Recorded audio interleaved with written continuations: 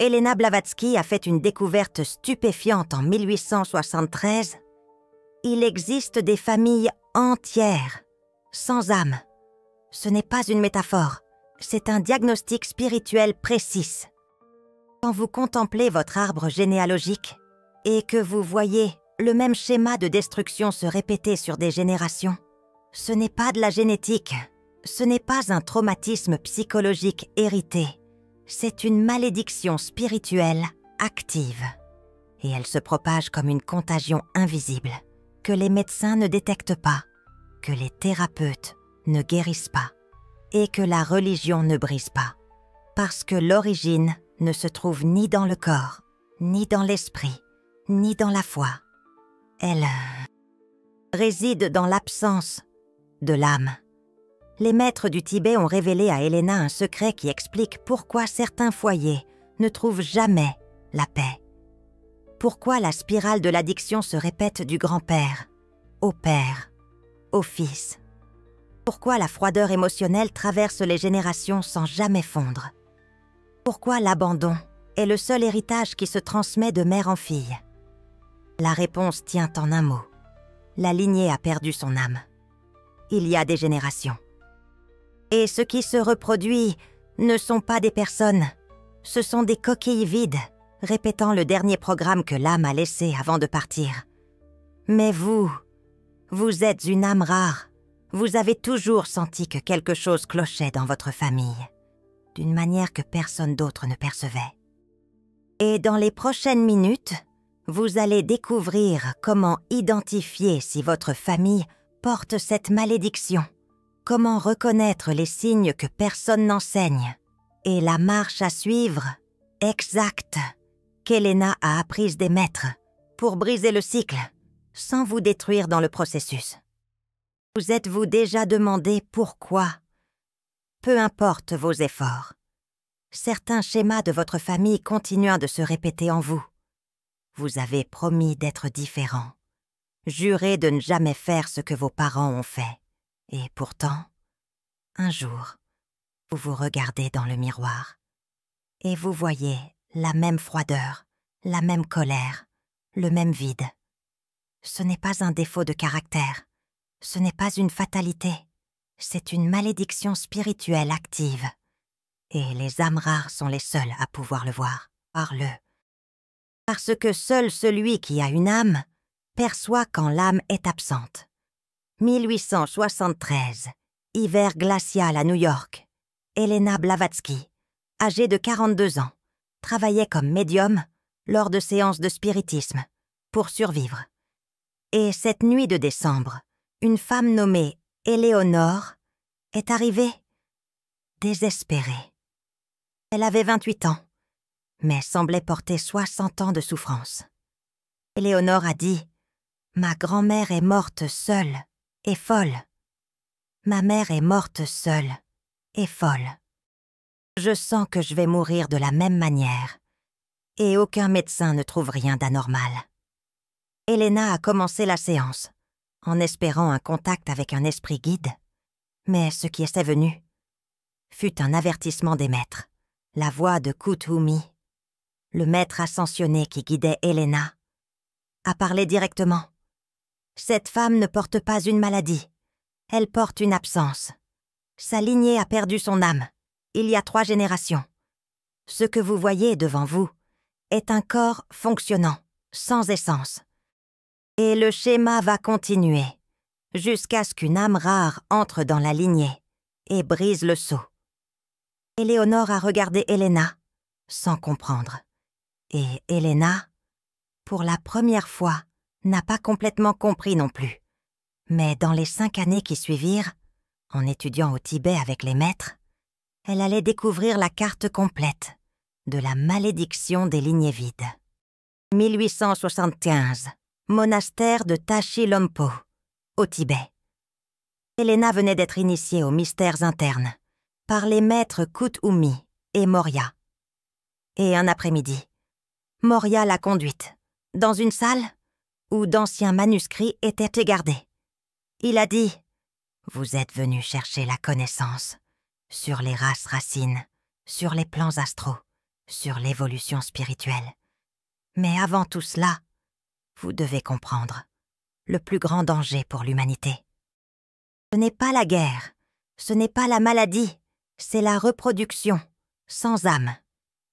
Et il a montré à Helena un manuscrit appelé Vamsha Shunya Shastra, le traité des lignées vides, rédigé par des moines tibétains il y a 4000 ans. Le texte expliquait: quand une personne perd son âme, alors qu'elle est encore vivante, le corps continue de fonctionner. Il mange, il dort, il travaille, il se reproduit même. Mais ce qui naît de ce corps naît déjà sans âme. Et ce qui naît sans âme ne peut engendrer que plus de coquilles vides. La lignée entière devient un courant de copies, sans essence. Helena a demandé: comment quelqu'un perd-il son âme pendant qu'il est vivant? Et Moria a répondu, avec une liste précise de 7 formes. Certaines, vous les connaissez déjà. D'autres vont vous choquer, parce que vous allez reconnaître votre propre famille. Forme 1. Pacte non honoré. Quand quelqu'un fait une promesse spirituelle profonde, jure sur sa propre âme, et ensuite la brise délibérément, l'âme se déconnecte, comme une protection. La personne continue de vivre, mais l'essence part, et ce qui reste est une coquille, répétant des comportements automatiques. Forme 2. Trahison totale de son but. Quand quelqu'un sait exactement quelle est sa mission d'âme dans cette vie et choisit le contraire, par appât du gain matériel ou du statut social, l'âme abandonne, pas par punition, mais parce qu'il n'y a plus de connexion. C'est comme débrancher un appareil. Le corps continue, mais sans énergie essentielle. Forme 3. Vampirisme spirituel extrême. Quand quelqu'un draine tellement d'âmes rares, au point d'aspirer la dernière goutte de lumière de multiples personnes, sa propre âme se dissout, parce que l'âme se nourrit d'échanges. Et le vampire ne fait qu'aspirer, il ne donne jamais. Il arrive un point où il n'y a plus d'âme à entretenir. Il ne reste que le vide, qui continue de drainer. Forme 4. Rejet complet de sa propre essence. Quand quelqu'un déteste tellement, qu'il est réellement, qu'il passe sa vie entière à faire semblant d'être quelqu'un d'autre, l'âme finit par s'en aller. Parce que l'âme ne peut pas vivre dans un corps qui la rejette constamment. C'est une expulsion par rejet continu. Forme 5. Remise volontaire lors d'un rituel obscur. Il existe des rituels, généralement liés au pouvoir, à l'argent ou à la gloire, où une personne remet littéralement son âme en échange d'un gain matériel. La plupart pensent qu'à ça que c'est symbolique. Ce ne l'est pas. Quand un rituel est fait avec une intention totale et que les entités appropriées sont présentes, l'âme, de fait, s'en va, et ce qui reste est une coquille, opérée par un programme. Forme 6. Accumulation de vie vide. Quand une âme se réincarne plusieurs fois de suite, sans rien apprendre, sans évoluer, sans connexion réelle, elle finit par abandonner. Cette lignée, c'est une lassitude spirituelle. Et lors des prochaines incarnations, le corps naît, mais l'âme ne revient plus. Il ne reste qu'une mémoire résiduelle qui fonctionne. Forme 7. Fragmentation totale, par un traumatisme. Quand quelqu'un subit un traumatisme tellement dévastateur que l'âme se fragmente en morceaux et qu'aucun morceau n'est assez grand pour maintenir la conscience, le corps continue, mais sans présence unifiée. Ce n'est pas une âme multiple, c'est une absence, déguisée en fonction. Et voici la partie qui change tout. Quand l'une de ces 7 formes se produit, la personne continue de vivre. Elle continue de se marier, d'avoir des enfants, de construire une famille. Mais ce qu'elle transmet, ce n'est pas une âme, c'est un schéma vide. Et les enfants naissent avec un corps parfait, Un esprit fonctionnel, mais sans étincelle essentielle. Ils semblent normaux, mais il manque quelque chose. Et ce quelque chose est tout. Elena a tout noté. Et quand elle a demandé à Moria « Comment identifier si mon propre foyer porte cela ?» il a donné 9 signes, indéniables, des signes que vous, âme rare, allez reconnaître immédiatement, parce que vous avez grandi en voyant cela et en pensant que ce n'était qu'un dysfonctionnement normal. Ce n'en est pas un, c'est une absence spirituelle active. Signe 1. Le schéma, qui ne change jamais. Vous regardez 3 générations en arrière, et vous voyez exactement le même comportement destructeur. L'addiction à l'alcool, de l'arrière-grand-père, du grand-père, du père. L'abandon émotionnel de l'arrière-grand-mère, de la grand-mère, de la mère. L'échec financier répété sur 4 générations sans exception. Ce n'est pas de la génétique, c'est un programme qui tourne dans une coquille vide. Parce qu'une âme rare apporte de la variation. Une âme rare apporte de l'apprentissage. Une coquille ne fait que répéter. Signe numéro 2. La froideur émotionnelle qui traverse les générations. Ce n'est pas juste un éloignement.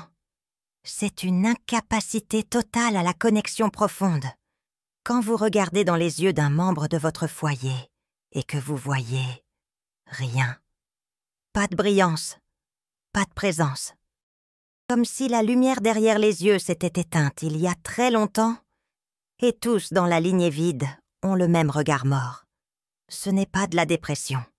C'est une absence d'âme qui opère le corps. Signe numéro 3. Aucun souvenir de joie réelle. Quand vous demandez à n'importe qui dans votre foyer des moments de bonheur véritables et que personne ne peut répondre, pas parce qu'ils ont oublié, mais parce qu'il n'y en a jamais eu. Une coquille vide ne ressent pas la joie. Elle ressent un plaisir temporaire de stimulation, mais jamais la joie qui vient de l'âme.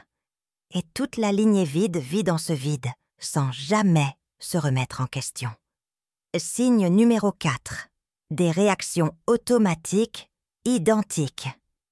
Quand vous réalisez que le père, l'oncle, le grand-père, tous réagissent exactement de la même manière dans les mêmes situations, la même colère, le même ton de voix, les mêmes mots. Comme s'ils étaient des copies exécutant le même logiciel. Parce que c'est le cas, une âme rare apporte l'individualité. Une coquille exécute un programme hérité sans variation.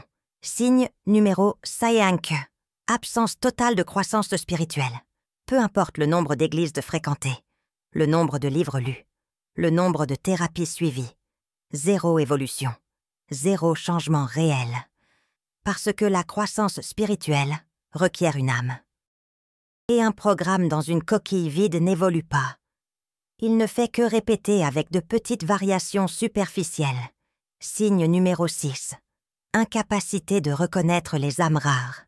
Quand vous, étant une âme rare, n'avez jamais été vu par votre propre foyer, ils vous regardent et ne voient rien de spécial. Pas parce qu'ils sont cruels, mais parce qu'une coquille vide ne reconnaît pas une âme. C'est comme s'attendre à ce qu'un aveugle de naissance décrive une couleur.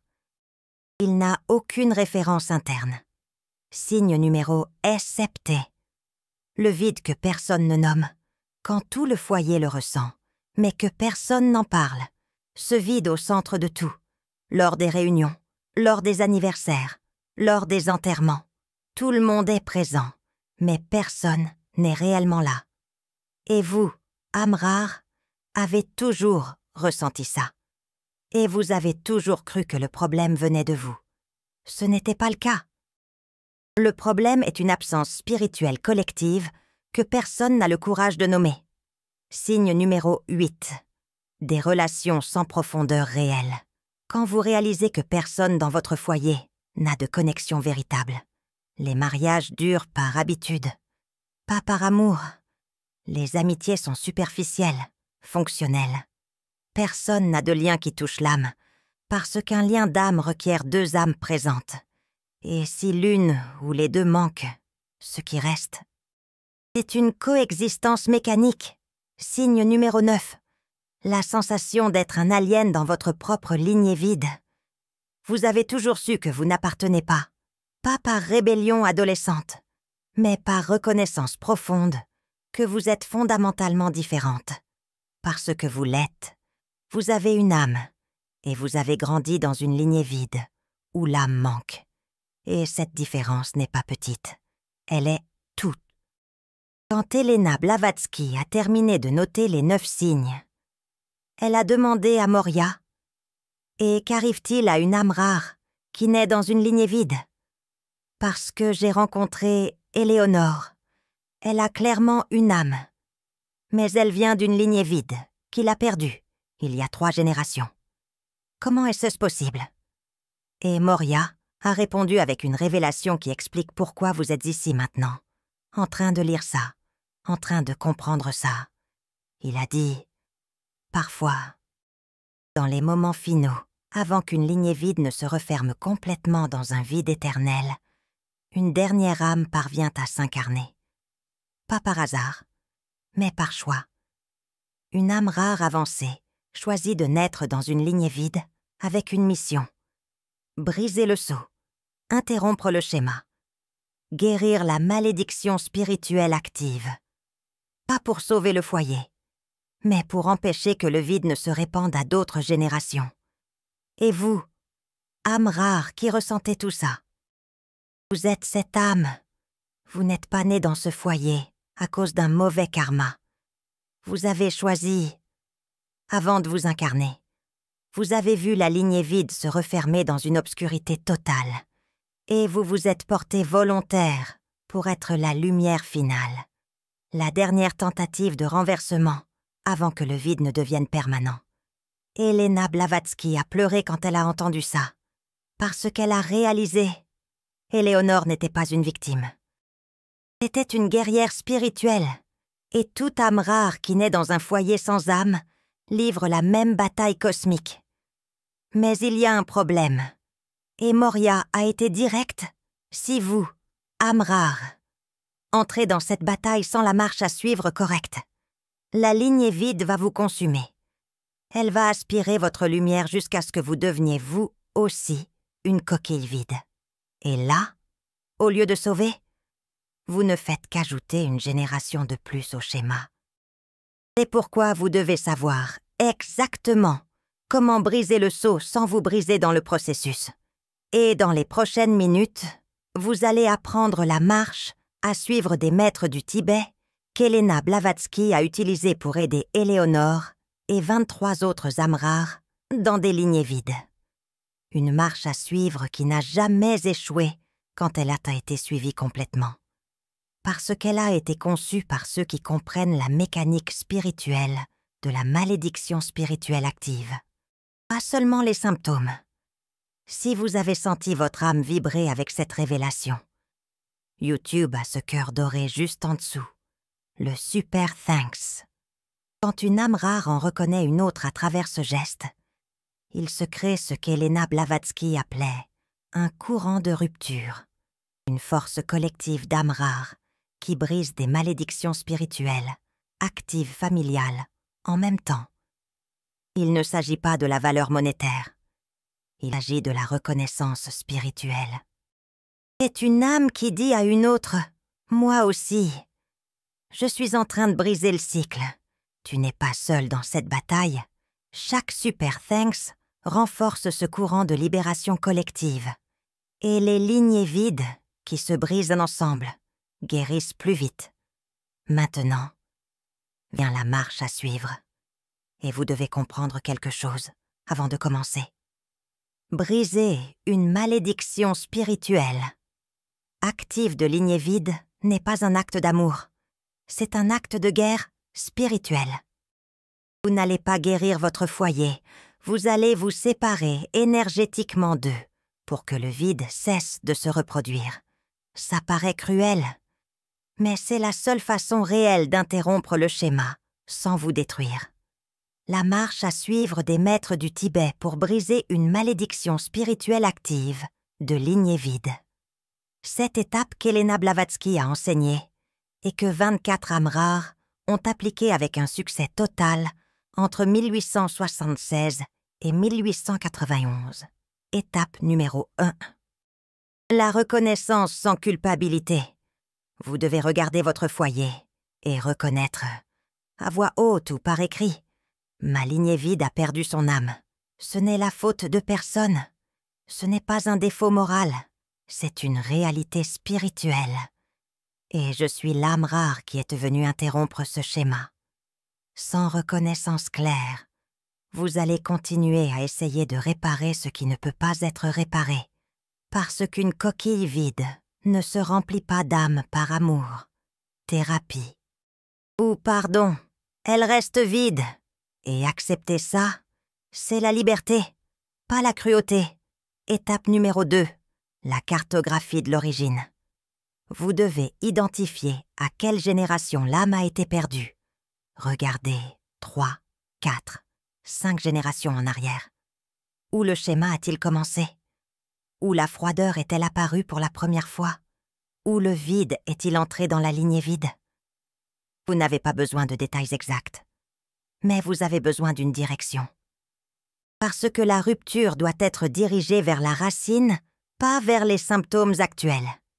Étape numéro 3. La coupure énergétique consciente. Voici la partie où la plupart échouent, parce qu'ils ont peur de paraître cruels. Vous devez vous déconnecter énergétiquement de votre lignée. Ce n'est pas un abandon physique, c'est une séparation spirituelle. Helena Blavatsky enseignait une visualisation spécifique. Imaginez un cordon épais d'énergie sortant de votre plexus solaire et vous connectant à votre foyer. Ce cordon est gris, lourd, vibrant de vide. Vous prenez des ciseaux de lumière dorée et vous coupez. Une coupe nette, consciente, définitive. Et ensuite, vous scellez les deux extrémités avec la lumière. Votre extrémité se scelle pour que vous ne vous vidiez pas. L'extrémité du foyer se scelle pour que le schéma ne se répande pas. Étape 4. Ancrage dans une nouvelle lignée. Vous ne pouvez pas rester sans appartenance spirituelle. L'âme a besoin d'une lignée. Alors vous choisissez un nouveau foyer spirituel. Cela peut être un groupe d'âmes rares. Cela peut être une connexion avec les maîtres ascensionnés. Cela peut être une lignée de maîtres spirituels que vous admirez. Helena Blavatsky connectait ses élèves directement à la lignée des maîtres du Tibet. Et elle sentait, pour la première fois de leur vie, une appartenance réelle, parce qu'une lignée d'âme reconnaît une âme. Et le vide ne les touchait plus jamais. Étape 5. Nettoyage de la mémoire cellulaire. Votre corps physique porte la mémoire de la lignée vide. Elle est dans les cellules, dans l'ADN, dans la structure. Vous devez nettoyer cela, ou le schéma continuera à opérer au niveau sous-conscient. Helena Blavatsky enseignait un bain de gros sel avec visualisation. Vous êtes submergé, les yeux fermés, et vous visualisez chaque cellule de votre corps. Lavez de la mémoire ancestrale vide. L'eau ressort, emportant les anciens schémas. Et quand vous sortez, c'est comme renaître. Corps propre, mémoire réinitialisée. Étape 6. Déclaration de rupture. Vous devez déclarer à voix haute, seul ou devant témoin. Moi, âme rare, je brise le sceau de la lignée vide. Le schéma se termine avec moi. Le vide ne passe pas. Et tout ce qui viendra de moi sera généré avec une âme présente, une lumière active, une essence vivante. Ceci est mon serment, ceci est ma mission, et c'est accompli maintenant. Cette déclaration n'est pas seulement symbolique, c'est un acte magique qui réécrit votre destin spirituel. Étape 7. Vigilance permanente. La lignée vide n'abandonne pas facilement. Elle va essayer de vous tirer en arrière, par la culpabilité, par une crise familiale, par la maladie d'un proche. Vous devez rester ferme. Chaque fois que vous sentez une traction énergétique du foyer, vous répétez « Le schéma est terminé. J'ai brisé le sceau et je ne reviens pas en arrière. » Ce n'est pas de la froideur, c'est de la survie spirituelle. Parce que si vous revenez, le vide vous consumera et tout ce que vous avez fait sera perdu. Elena Blavatsky a appliqué cette marche à suivre avec Éléonore en 1876. Et pour la première fois, en 3 générations, le schéma s'est arrêté. Éléonore n'a pas guéri sa mère. Elle n'a pas sauvé sa grand-mère décédée. Mais quand elle a eu des enfants, des années plus tard, ils sont nés avec une âme présente, des yeux brillants, un rire véritable, une connexion réelle. Parce que la lignée avait été interrompue et réinitialisée à travers elle. Et voici la partie que peu d'âmes rares comprennent avant de la vivre.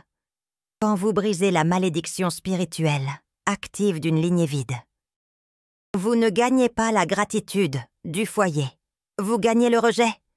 Parce qu'une coquille vide sent la séparation comme une menace et va vous attaquer, pas par méchanceté, mais par instinct de préservation du schéma. C'est pourquoi chaque âme rare qui brise ce cycle est éventuellement expulsée, rejetée ou isolée par son propre foyer. Et vous devez savoir, ce n'est pas votre faute. C'est la confirmation que vous avez réussi. Elena Blavatsky avait une étudiante, nommée Juliette, foyer britannique, de la haute société. 5 générations de froideur émotionnelle documentées.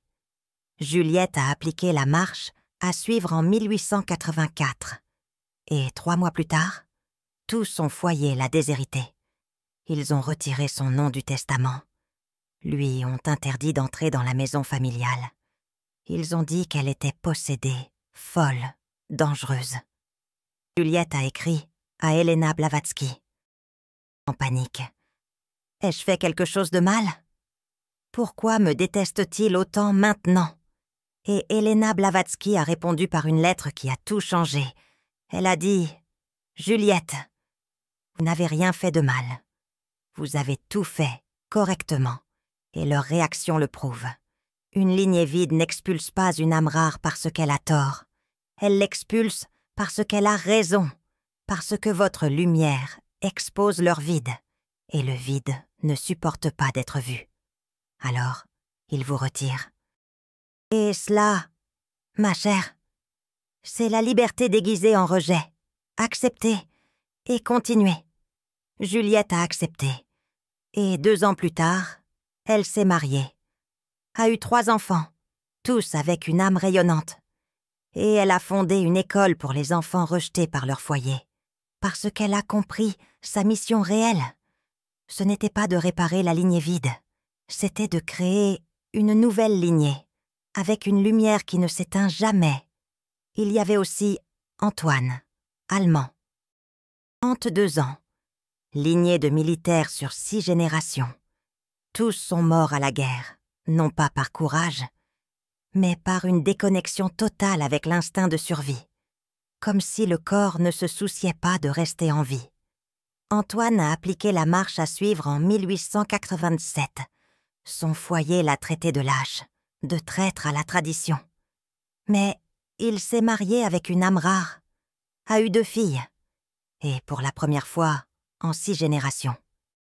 Quelqu'un de sa lignée a vécu au-delà de 40 ans et a vécu avec un but, ne répétant pas une mort automatique, mais choisissant une vie consciente. Et il y avait Isabelle, française, 26 ans. Un foyer de femmes qui épousaient toujours des hommes violents. Arrière-grand-mère, grand-mère, mère. Toutes ont été battues à mort, ou jusqu'à devenir vides à l'intérieur. Isabelle a reconnu le schéma. Elle a appliqué la marche à suivre en 1889. Sa mère lui a dit qu'elle était ingrate, qu'elle abandonnait le foyer. Mais Isabelle a compris. Elle n'abandonnait pas.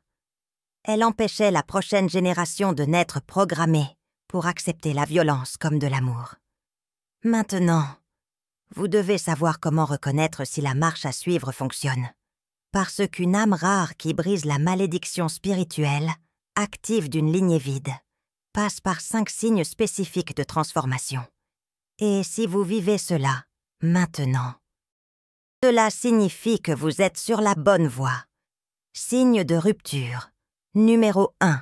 Culpabilité intense, suivie d'un soulagement profond. Dans les premiers jours après la coupure énergétique, vous allez ressentir une culpabilité dévastatrice, comme si vous aviez trahi votre foyer, comme si vous étiez une mauvaise personne.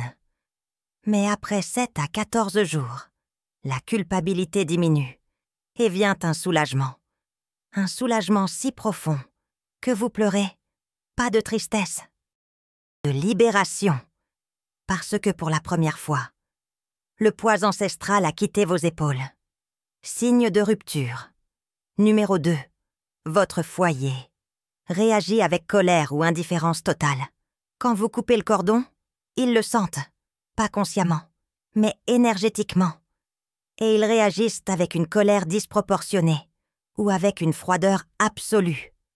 Ce n'est pas un rejet personnel, c'est le système vide qui perçoit qu'il a perdu une source d'énergie et qui essaie de vous tirer en arrière à travers une émotion extrême. Signe de rupture numéro 3. Vous arrêtez de répéter des schémas automatiques.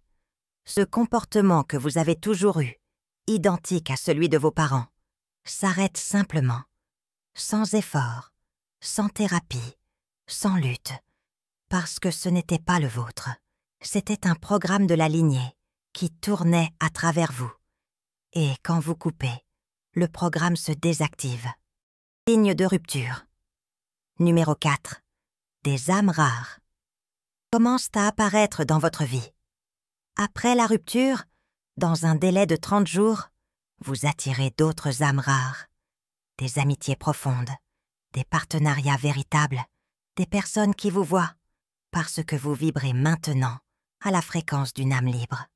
Et une âme libre attire une âme libre. Le vide attirait le vide. La lumière attire la lumière. Signe de rupture. Numéro 5. Vous ressentez une paix inexplicable. Pas une joie euphorique, mais une paix profonde. Même si votre vie extérieure est chaotique, même si votre foyer vous a rejeté, vous ressentez une paix qui ne dépend d'aucune circonstance, parce que, pour la première fois, vous ne portez pas la douleur de 5 générations, vous ne portez que la vôtre, et c'est léger. Et maintenant, vous savez, si vous êtes une âme rare dans un foyer sans âme, vous n'êtes pas là par hasard, vous avez été envoyé. Avec une mission claire, briser le sceau, interrompre le schéma et recommencer la lignée avec une essence présente. Et si votre foyer vous rejette quand vous faites cela, ce n'est pas une punition, c'est une confirmation. Parce que seule une âme rare active menace le schéma de vide, établi. Mais il y a une autre couche, et celle-ci, Elena ne l'a révélée qu'à ses 7 élèves les plus avancés. Parce que la vérité complète est trop lourde pour celles qui ne sont pas prêtes. Les lignées vides ne sont pas un accident cosmique. Elles sont permises. Pourquoi ? Parce qu'elles servent une fonction dans le plan supérieur. Elles fonctionnent comme un test. Un test pour identifier quelles âmes rares sont assez fortes pour s'incarner dans l'obscurité totale et pourtant maintenir la lumière allumée. Maître Moria expliquait à Elena, une âme rare ordinaire s'incarne dans un foyer aimant, reçoit du soutien, s'éveille graduellement. Mais une âme rare avancée choisit l'impossible. Elle s'incarne dans une lignée vide, sans soutien, entourée d'obscurité. Et sa mission n'est pas seulement de survivre, c'est de transformer. C'est d'utiliser l'obscurité comme carburant pour une lumière plus grande. Et si vous réussissez à briser la malédiction d'une lignée vide, vous avez prouvé quelque chose. Votre lumière est si forte que le vide ne peut l'éteindre. Et cela vous qualifie pour des missions plus grandes dans les plans supérieurs. Alors oui, c'est difficile. Oui, c'est solitaire. Oui, c'est injuste. Mais ce n'est pas aléatoire. Vous avez choisi cette bataille. Et si vous êtes ici maintenant, à comprendre cela, à ressentir cela, vous avez déjà gagné la moitié de la guerre. Parce que la reconnaissance, c'est 50% de la guérison. L'autre moitié, c'est l'action. Et maintenant, vous avez la marche à suivre. Elena a travaillé avec 24 âmes rares dans des lignées vides entre 1875 et 1891. Toutes ont brisé le sceau. Toutes ont été rejetées par leur famille. Toutes ont créé de nouvelles lignées, avec leur propre lumière. Et quand Elena était mourante, en 1891, elle a réuni les 7 plus proches. Et elle a dit « Vous avez brisé la malédiction dans vos propres lignées. Maintenant, enseignez aux autres, parce que le monde est plein d'âmes rares qui naissent dans des foyers vides, qui pensent qu'elles sont folles, qui pensent que le problème vient d'elles. Et ce n'est pas le cas. Le problème, c'est une absence spirituelle ancestrale que personne n'explique. Vous, maintenant, vous expliquez. Et en expliquant, vous libérez. Et elles l'ont fait. Pendant 40 ans après la mort d'Elena, ces 7 femmes ont voyagé, ont enseigné, ont brisé des centaines de malédictions. Elles ne sont pas devenues célèbres, elles n'ont pas fondé de religion, mais elles ont changé le destin de lignées entières. Et la connaissance a été transmise, et elle est arrivée jusqu'à vous. Maintenant, vous venez de recevoir la carte complète de la malédiction des lignées vides. Vous avez appris les 9 signes qui identifient si votre foyer porte cela. Vous avez la marche à suivre en 7 étapes pour briser le sceau sans vous détruire. Et vous comprenez maintenant que le rejet de votre foyer n'est pas un échec personnel. C'est une confirmation que vous avez réussi. Votre corps, âme rare, porte la mémoire d'une lignée vide. Mais votre âme porte une lumière que le vide n'a jamais éteinte. Et quand vous appliquez la marche à suivre, vous n'abandonnez pas votre foyer. Vous empêchez le vide de se répandre. Vous êtes le rempart de lumière qui dit « Jusqu'ici, le schéma est arrivé, et il ne passera pas ». Quel schéma de votre foyer avez-vous reconnu dans cette vidéo? Écrivez-le dans les commentaires. Pas besoin de détails, juste le schéma. Froideur émotionnelle, addiction répétée, abandon cyclique. Parce que quand une autre âme rare lit et reconnaît la même chose, vous l'avez toutes les deux. Je ne suis pas seule. Une autre personne est en train de briser la même malédiction. Et si elle y arrive, je peux le faire aussi. Cette connaissance connecte les âmes rares à travers la reconnaissance que la bataille est réelle, que la malédiction existe et que la victoire est possible. Et chaque fois que vous brisez le sceau de votre lignée, vous ne vous libérez pas seulement vous. Vous libérez toutes les générations futures qui ne naîtront plus dans le vide. Vous n'êtes pas faible pour être né dans un foyer sans âme. Vous êtes fort pour avoir été choisi pour cette mission. Et cela, Elena dirait, c'est ce qui sépare une âme rare d'une âme commune. Une âme commune évite l'obscurité. Une âme rare y entre, allume la lumière et transforme, a toujours transformé, transformera toujours. Votre foyer peut être vide. Mais vous ne l'êtes pas. Et c'est tout ce qui importe.